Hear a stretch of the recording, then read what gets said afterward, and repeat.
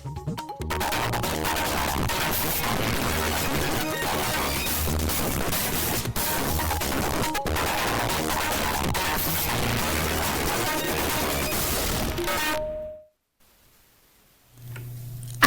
અમદાવાદ વડોદરા પ્રાદેશિક સમાચાર બકુલા પરમાર વાંચે છે.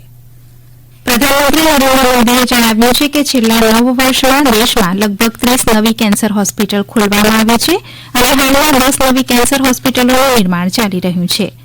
રાજકોટના કાગવડ સ્થિત શ્રી ખોડિયાર ટ્રસ્ટ કેન્સર હોસ્પિટલના શિલાન્યાસ સમારોહ દરમિયાન એક વિડિયો સંદેશમાં શ્રી મોદીએ આ મુજબ જણાવ્યું હતું.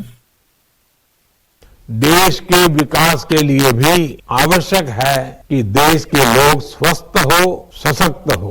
गंभीर बीमारी में गरीबों को इलाज की चिंता न करनी पड़े, इसलिए हमने आयुष्मान भारत योजना शुरू की थी.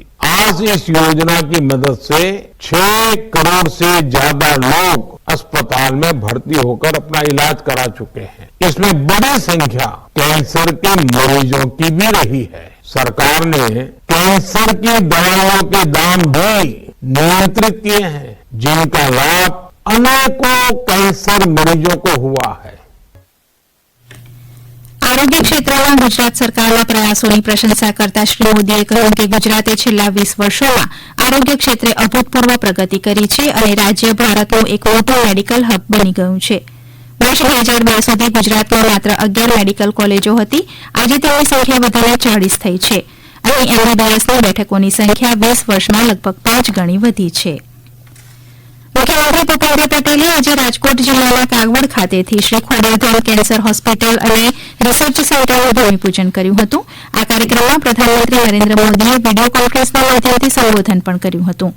આ પ્રસંગે સંબોધન કરતા મુખ્યમંત્રી શ્રી પટેલે કહ્યું હતું કે ખોડલધામે વિવિધ સેવાકીય કાર્યો થકી જનસેવા એ જ પ્રભુ સેવાનું ધ્યેય સાર્થક કર્યું છે. પ્રધાનમંત્રીના દિશા નિર્દેશનમાં આગળ વધતા ગુજરાત દેશનું ગ્રોથ એન્જિન બન્યું હોવાનું તેમણે જણાવ્યું હતું. આ પ્રસંગે ઉપસ્થિત રહેલા કેન્દ્રીય આરોગ્ય મંત્રી મનસુખ માંડવિયાએ જણાવ્યું હતું કે જીવનશૈલી અને વ્યસનથી ફેલાતા કેન્સરના રોગના નિવારણ માટે આજે શુભારંભ થયેલી આરોગ્ય સંસ્થા સ્વસ્થ ભારતના વિકાસમાં નિર્ણાયક સાબિત થશે.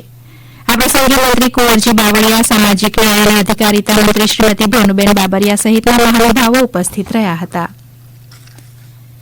કેન્દ્રશાસિત પ્રદેશ દમણમાં તટરક્ષક દળના 48મા સ્થાપના દિવસની ઉજવણી દમણ એર સ્ટેશન ઉપર કરવામાં આવી હતી. આ પ્રસંગે દમણ દળના સાંસદ લાભભાઈ પટેલ અને દમણ એર સ્ટેશનના ડીઆઈજી SSM વાજપેયીએ રન ફોર ફન દોડને પ્રસ્થાન કરાવ્યું હતું. અમારા દમણના પ્રતિનિધિ પ્રદીપ ભાવસાર જણાવે છે કે નવી દમણ સ્થિત નવો પથ ઉપર સવારે 10 કિલોમીટર અને 5 કિલોમીટરની દોડ યોજવામાં આવી હતી, જેમાં આબાળ વૃદ્ધ સૌ લોકોએ ભાગ લીધો હતો. વિજેતાઓને મેડલ, પ્રમાણપત્ર અને ચેક આપી સન્માનિત કરાયા હતા. અયોધ્યામાં આવતીકાલે રામ મંદિરનો ભવ્ય પ્રાણ પ્રતિષ્ઠા મહોત્સવ યોજાવાનો છે, ત્યારે તમામ તૈયારીઓને આખરી ઓપ અપાઈ રહ્યો છે. દેશ સહિત રાજ્યભરમાં વિવિધ સંસ્થાઓ, શાળા, કોલેજ, સમાજ દ્વારા વિવિધ ધાર્મિક કાર્યક્રમોનું આયોજન કરાયું છે. પંચમહાલના ગોધરા, હાલોલ નગર સહિતના વિસ્તારોમાં મંદિરો તથા મોટી ઇમારતોને ત્રિરંગી રોશનીથી સજાવાઈ છે. ઉપરાંત આવતીકાલે ગોધરામાં મહાઆરતી, મહાપ્રસાદ અને સુંદરકાંડના આયોજનો પણ કરાયા છે. ભાવનગરમાં આજે અને આવતીકાલે વિવિધ ધાર્મિક કાર્યક્રમો યોજાશે. આજે સાંજે પ્રદેશ ભાજપ પ્રમુખ CR પાટીલની ઉપસ્થિતિમાં શહેર ભાજપ દ્વારા રામોત્સવનો ભવ્ય કાર્યક્રમ યોજાશે. તાપીના વારા ખાતે આવેલી PP સવાણી સ્કૂલમાં પણ રામોત્સવનો માહોલ જોવા મળ્યો હતો. અમરેલીની પ્રખ્યાત હરિહર ડેરી ફાર્મે આજે જય શ્રી રામની છાપવાળા પેંડા બનાવ્યા છે, જે પ્રસાદ રૂપે જિલ્લાના વિવિધ રામ મંદિરમાં મોકલવામાં આવશે.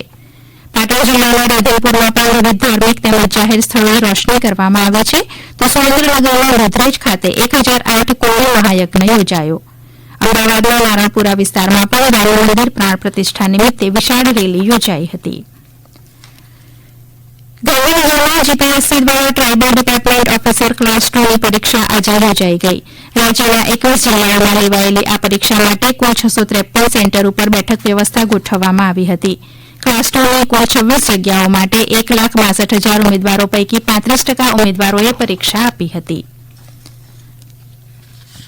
દાહોદ જિલ્લાના નવઘણ બારિયા તાલુકાના ઝાપટિયા ખાતે વન સેતુ ચેતના યાત્રાનું સ્વાગત કરવામાં આવ્યું હતું. આ તકે પંચાયત મંત્રી બચુભાઈ ખાબડે જણાવ્યું હતું કે પ્રધાનમંત્રીએ આદિવાસી સમુદાયની કદર કરી સંસ્કૃતિનું જતન કરવાનું ભગીરથ કાર્ય કર્યું છે. આ પ્રસંગે ઉપસ્થિત રહેલા વન અને પર્યાવરણ મંત્રી મુકેશ પટેલે જણાવ્યું હતું કે લોકો માટે લોકોની પડખે રહી કામ કરતી સરકાર તેના પારદર્શી વહીવટના કારણે સરકારની તમામ યોજનાઓ અને તેના લાભ લોકો સુધી પહોંચતા થયા છે. આ સમાચાર આપ આકાશવાણીના અમદાવાદ વડોદરા કેન્દ્ર ઉપરથી સાંભળી રહ્યા છો. વધુ સમાચાર આપ અમારી વેબસાઇટ newsonline.gov.in/ગુજરાતી ઉપર વાંચી શકશો.